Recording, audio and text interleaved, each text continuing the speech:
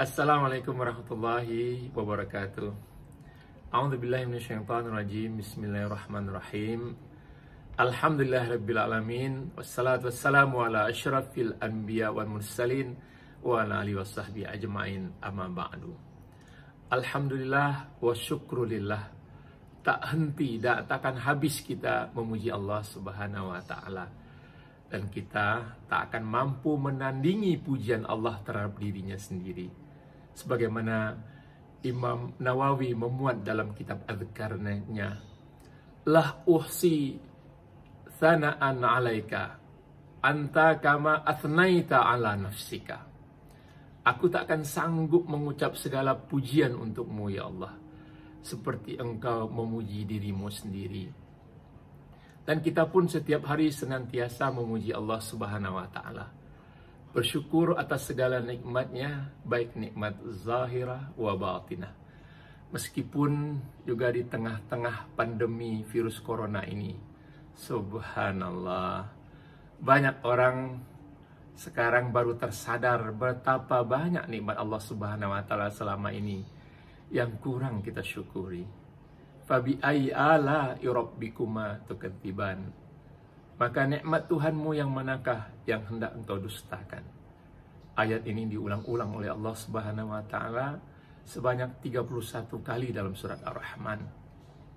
Selama ini kita bebas berjalan kian kemari, mencari rezeki, menuntut ilmu, memilih makanan kuliner yang kita sukai, pergi berlibur dengan keluarga, bahkan beribadah ke masjid, pergi umroh, pergi haji.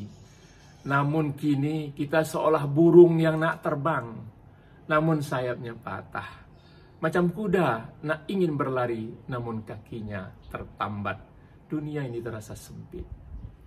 Allah berfirman, Ya ayyuhal insanu, ma gharraka bi rabbikal karim. Wahai manusia, apakah yang telah menipumu dari kemurahan Tuhanmu? Kerap kita lalai dan tertipu dengan banyaknya kemurahan Allah Subhanahu wa taala. Nastaghfirullahalazim, nastaghfirullahalazim, nastaghfirullahalazim. Nikmat iman, nikmat Islam, nikmat sehat, bahkan nikmat hidayah, nikmat punya keluarga, punya istri, punya anak, punya cucu. Subhanallah, subhanallah, walhamdulillah, wallahu akbar. Sejak pandemi virus corona ini, maka pemerintah melakukan pembatasan.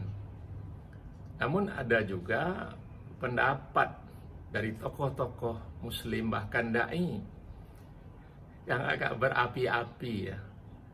Hati-hati sahabatku sekalian, ikuti kata ulama.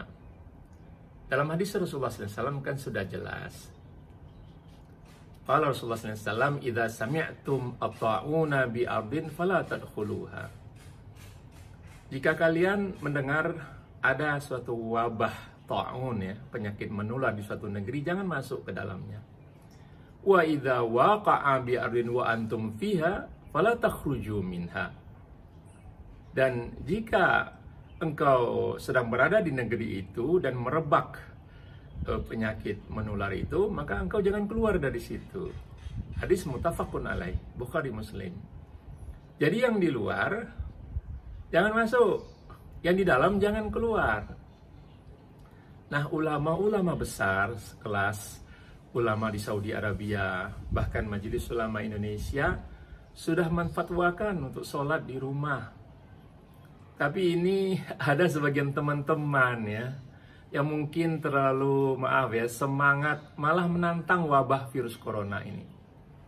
Padahal Allah Subhanahu wa taala juga dalam surat Al-Baqarah 195 berfirman, Bismillahirrahmanirrahim, wala tulqu bi aidikum ilat tahlukah.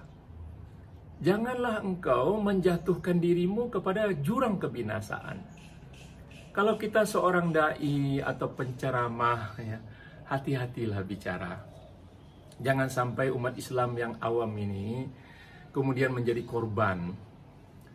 Ada kisah di masa Nabi SAW dalam hadis riwayat Abu Daud, ketika serombongan sahabat dalam satu perjalanan, tiba-tiba salah seorang di antara mereka kejatuhan batu kepalanya dan berdarah luka serius. Lalu di malam harinya dia bermimpi junub. Kemudian dia bertanya kepada sahabat yang lain, hal tajiduna li rukhsatan fil tayammum? Bolehkah saya dapat keringanan untuk tayamum? Maka sahabat yang lain menjawab, nggak boleh. Nggak ada yang menghalangi engkau dengan air. Karena mendengar pendapat sahabat demikian, maka orang yang terluka tadi mandi, ala qadarullah dia mati, dia meninggal dunia. Berita ini sampai kepada Rasulullah SAW. Dan Rasulullah SAW marah. Qatalahumullah. Begitu kata Rasulullah SAW. Dia telah membunuh sahabat itu dan Allah akan membunuh mereka semua. Ala sa'alu idza lam ya'lamu, kata Rasulullah. Kenapa engkau enggak tanya kalau engkau enggak tahu? Tanya kalau enggak tahu. Fa inna ma syifa'ul 'ayyi as-su'al, kata Rasulullah. Sesungguhnya obat daripada kebodohan, ketidaktahuan itu adalah bertanya. Inna ma kana yakfihi ayyatayammama wa yaksir, kata Rasulullah. Sebetulnya itu cukup dengan tayamum saja. Dan cukup diperciki dengan air. Ini hadis riwayat Abu Daud.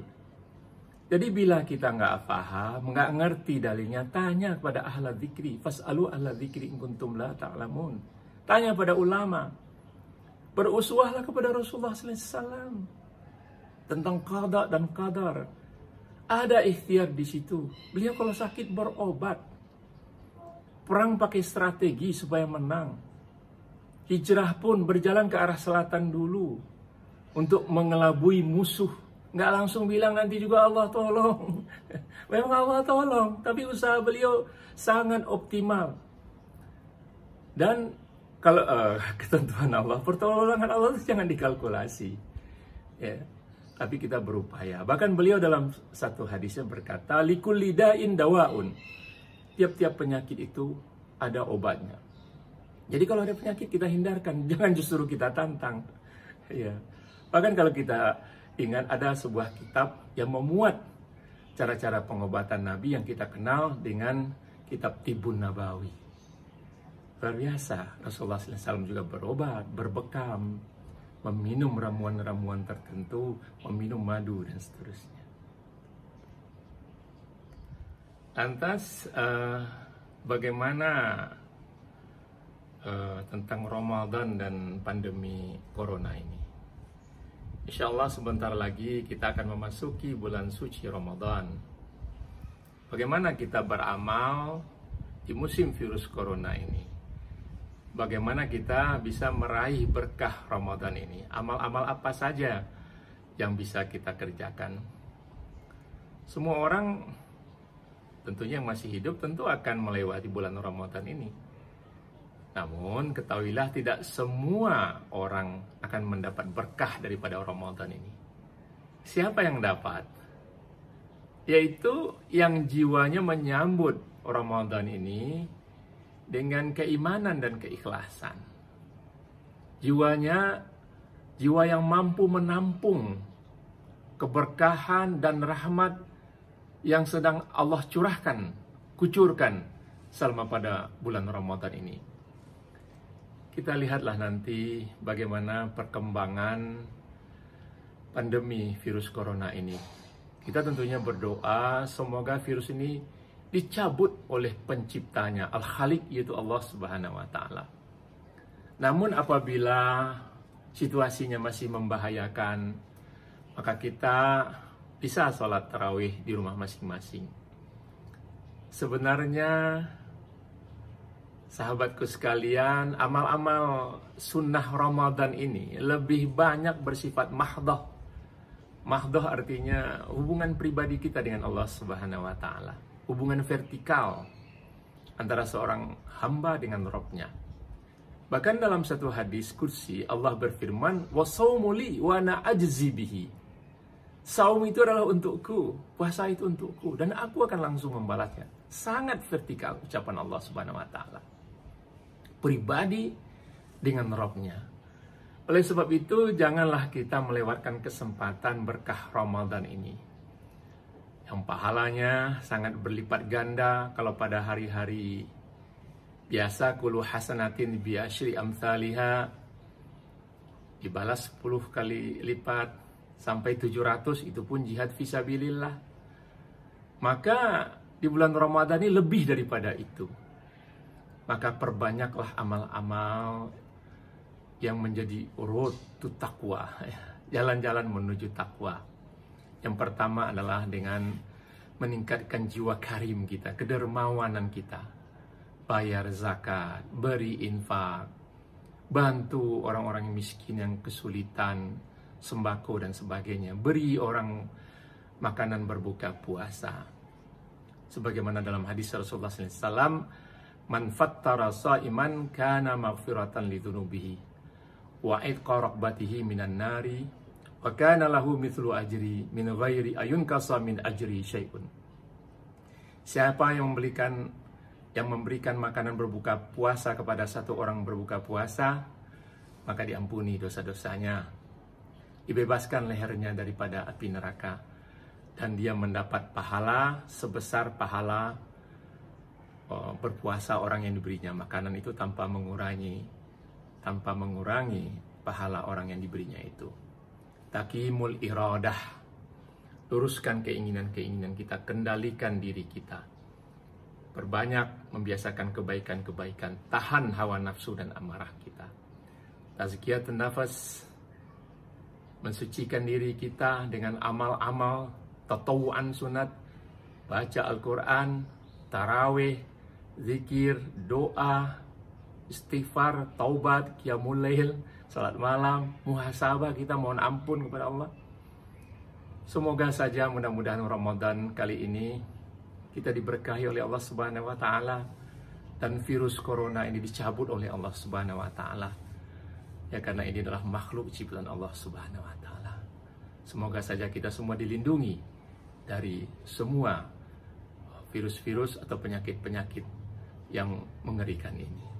Demikian, semoga berkenan. Assalamualaikum warahmatullahi wabarakatuh.